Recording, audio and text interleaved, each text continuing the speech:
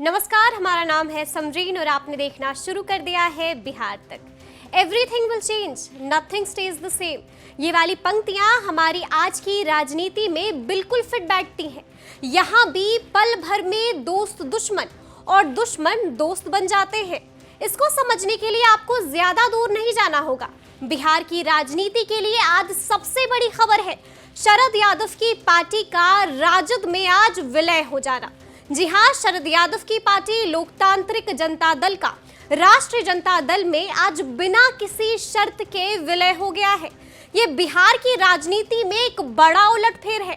2018 में नीतीश कुमार से अलग होकर अलग पार्टी बनाने वाले शरद यादव की आज लालू यादव के साथ शुरू हुई उनकी 25 साल पुरानी राजनीतिक दुश्मनी भी इसी विलय के साथ खत्म हो गई है। दिल्ली स्थित अपने आवास पर आयोजित एक कार्यक्रम में उन्होंने अपनी पार्टी का राजद से विलय कर दिया है। बस इतना ही नहीं, इस मौके पर शरद यादव ने कहा है कि हमारी पार्टी का राजद में विलय विपक्षी एकता की दिशा में पहला कदम है। ये जरूरी है कि बीजेपी को हराने के लिए पूरे भारत में पूरा विपक्ष एकजुट हो जाए। अभी एकीकरण हमारी प्राथमिकता है, उसके बाद ही हम सोचेंगे कि एकजुट विपक्ष का नेतृत्व कौन करेगा। अब थोड़ा समय के पन्नों को पलटते हैं और जानते हैं कि आखिर क्यों और कब लालू यादव और शरद यादव में ठन गई थी, और ये भी जानेंगे कि कब शरद यादव ने नीतीश कुमार का साथ छोड़ दिया था, और ये भी जानेंगे कि वो कौन सी एक गलती थी जिसके बाद से शरद यादव का राजनीतिक पतन भी शुरू हो गया था। तो चलिए शुरू करते हैं। शरद यादव रहने वाले तो मध्य प्रदेश के हैं, लेकिन कभी बिहार की राजनीति में इस नाम का भोकाल रहा है। बता दें कि वो मधेपुरा से 7 बार लोकसभा भी पहुंचे हैं। बात है जुलाई 1997 की, जब जनता दल के अध्यक्ष पद को लेकर लालू यादव और शरद यादव में ठन गई थी।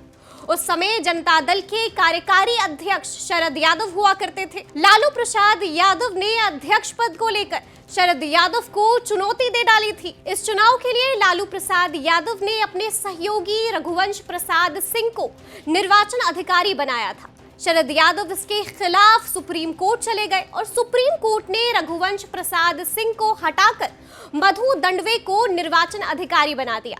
पार्टी के कार्यकारी अध्यक्ष रहते हुए शरद यादव ने पार्टी की कार्यकारिणी में अपने समर्थकों की संख्या इतनी ज्यादा कर ली थी कि लालू प्रसाद यादव को अंदाजा हो गया था कि अगर वे चुनाव लड़ेंगे तो उनकी हार तो तय है। इसीलिए लालू प्रसाद यादव ने अलग पार्टी यानी कि राष्ट्रीय जनता दल बनाने का फैसला कर लिया। 7 साल की दोस्ती टूटने के बाद शरद यादव ने बदला लेने की ठानी और बाद में वो नीतीश कुमार के साथ 2005 में बिहार में राजद के 15 साल के शासन को समाप्त करने के अभियान में शामिल हो गए थे। 2005 में लालू की पार्टी बिहार की सत्ता से बेदखल हो गई, लेकिन अभी तो कहानी में ट्विस्ट आना बाकी था। 8 साल बाद यानी कि 2013 में नरेंद्र मोदी को पीएम बनाने के सवाल पर जब नीतीश कुमार एनडीए से हटे और लालू यादव से सटे तो शरद यादव ने एक अहम भूमिका निभाई।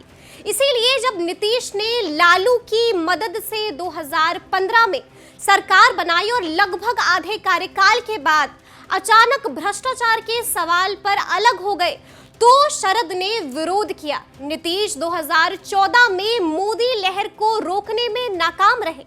लालू के साथ के बावजूद देश भर में बीजेपी की आंधी चलनी शुरू हो गई थी और फिर नीतीश ने समय की मांग को समझते हुए एक बार फिर पलटी मार ली। 74 वर्षीय शरद यादव ने 2018 में नीतीश कुमार से अलग होकर लोकतांत्रिक जनता दल की स्थापना कर दी। हालांकि इसके बाद से ही उनका राजनीतिक पतन भी शुरू हो गया। जेडीयू से अलग होने के बाद उन्होंने अकेले चुनाव नहीं लड़ा। खुद पार्टी प्रमुख शरद यादव ने 2019 के लोकसभा चुनाव में राजद के टिकट पर चुनाव लड़ा था। 2020 के बिहार विधानसभा चुनाव में शरद की बेटी सुहासिनी यादव ने भी राजद के टिकट पर चुनाव लड़ा था, लेकिन वो चुनाव हार गई थी। इस विलय से 74 वर्षीय शरद यादव अपनी बेटी सुहासिनी यादव का भविष्य जरूर संवार सकते हैं। बदले में तेजस्वी यादव को शरद यादव ने अपनी राजनीतिक विरासत भी सौंप दी है।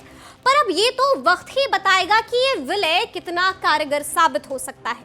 तो ऐसे तमाम अपडेट्स के लिए आप हमारे साथ बने रहें और देखते रहें बिहार तक।